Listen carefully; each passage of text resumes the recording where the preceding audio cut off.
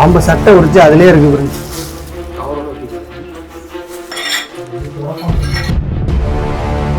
கருவணியை வந்து தூக்கியிருக்காங்க. அதை வந்து அந்த சாமி எந்திரிக்காம அமைங்க உங்களுக்கு கண்ணு அமுச்சு. கருவறையில 2 பெருமாள் சொன்னா 2 பெருமாள் கிடையாது. நின்ற நிலையில 2 பெருமாளும், அமர்ந்த நிலையில அதான் அமர்ந்த நிலையில ஒரு பெருமாளும், மொத்தம் 3 பெருமாள் ஒரே கருவறையில இது வரைக்கும் நான் பார்த்தது கிடையாது. நீங்க ஏன் வெறும் சிவனுக்கு மட்டுமே பண்ணிட்டு இருக்கீங்க, பெருமாளுக்கெல்லாம் பண்ண மாட்டீங்களா அப்படின்ட்டு அவருக்கு கேட்குறாங்க. நான் பார்க்க வந்தது முருகன் கோயில். நேற்று செவ்வாய்க்கிழமை முருகன் கோயிலை பார்க்க வந்தேன்.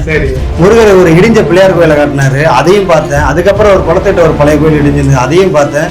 சரி, கடைசியாக முருகனை வந்து பார்ப்போம்னு பார்த்தீங்கன்னா இங்கே வர வழியில் ஒரு இறப்பு ஒன்று. கோயில்களில் வந்து பார்த்தீங்கன்னா எல்லாம் இயல்பு போல சுதை வடிவத்திலையும் சுட்ட செங்கல்லாலையும் தான் அந்த விமானம் கட்டுவாங்க, கருவறையுடைய விமானம். ஆனால் இந்த கோயிலில் அதோடைய விமானம் வந்து கருங்கல்லால் கட்டியிருக்காங்க. கிட்டத்தட்ட ஒரு 1300 1400 வருடம் பழமையான சோழர் காலத்து ஒரு முருகன் கோவில் அது. அவர் அழைக்காம வர முடியாதுயா, அவர் கூப்பிட்டுருக்காரு. இவரை வந்து முருகனை கூப்பிட்டு நீ போனோடனே ஏப்பா நாங்க வந்து இருக்கிற என்னையா பார்க்கல அப்படின்னா. சரி, இது இன்னொரு சிறப்பு என்ன தெரியலையா? என்னதுங்க? எல்லா பழைய கோயிலையும் வந்து போனோம்னா வவ்வா வரும். ஆமா, இந்த கோயில வவ்வாவே ஒரு வவ்வா கூட இல்லைங்க. இந்த கோவில் பின்னாடி ஏரிக்கரையில புதஞ்சிருக்கு. ஆமாங்க, இந்த அளவுக்கு மண் இருக்குங்கய்யா. சவுத்துல வந்து முட்டிக்கிட்டு இருக்கு. பாருங்க, 1 இல்ல 2 இல்ல 3 இல்ல 4 இல்ல கிட்டத்தட்ட 100கணக்கான இதை வந்து பாத்தீங்கன்னா இந்த கருவறை முழுக்க கட்டி வச்சிருக்கு. உள்ள இருக்கிற 2 பெருமாள் இங்க பாருங்க. இவருடைய முகமைப்பு வேற மாதிரி இருக்கா, அவரோட முகம் பாருங்க. இவர் முகம் நீட்டு வாக்குல இருக்கு, அவர் முகம் வந்து பாத்தீங்கன்னா இந்த ரவுண்டு ஷேப்ல இருக்கு பாருங்க.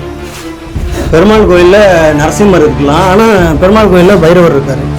பெருமாள் இருக்காரு, முருகர் இருக்காரு, பிள்ளையார் கூட வரவில்லை பார்த்தேன். அப்ப சிவன் எங்கன்னு கேட்டதுக்கு உண்மையாவே சிவன் கோயில் எங்கன்னா யாருக்கும் தெரியல. ஒரு ஏரி கட்டும் போது அது எப்படி ஒரு கோவில் இருக்கும்போது எப்படி அந்த ஏரியை வந்து அதில் கட்டுவாங்க? அதே ஒரு கேள்வி போட்டவங்க முதல்ல வந்து ஏரி வந்துச்சா கோயில் வந்துச்சா? பால் கலரே மாறுதியா? ஊத்துல வந்து நீல கலர்ல மாறுது. இதுதான் ஒன்று. நம்ம உள்ள மாலையெல்லாம் வாங்கிட்டு வந்தோன்னே உள்ளெல்லாம் நீங்கள் போகக்கூடாது, உள்ளே வந்து இன்னொருத்தவங்க தான் போகணும் அப்படின்னாங்க. அந்த இன்னொருத்தவங்க யாருன்னு நம்ம கேட்டோம். அவங்க சொன்னாங்க அவங்க தான் போகணும் அப்படின்ட்டு. அவங்க தான் யாருன்னு கேட்டதுக்கு அவங்க ஒரு பேர் சொன்னாங்க. சரி, நம்ம அதை இப்போ சொல்லக்கூடாது.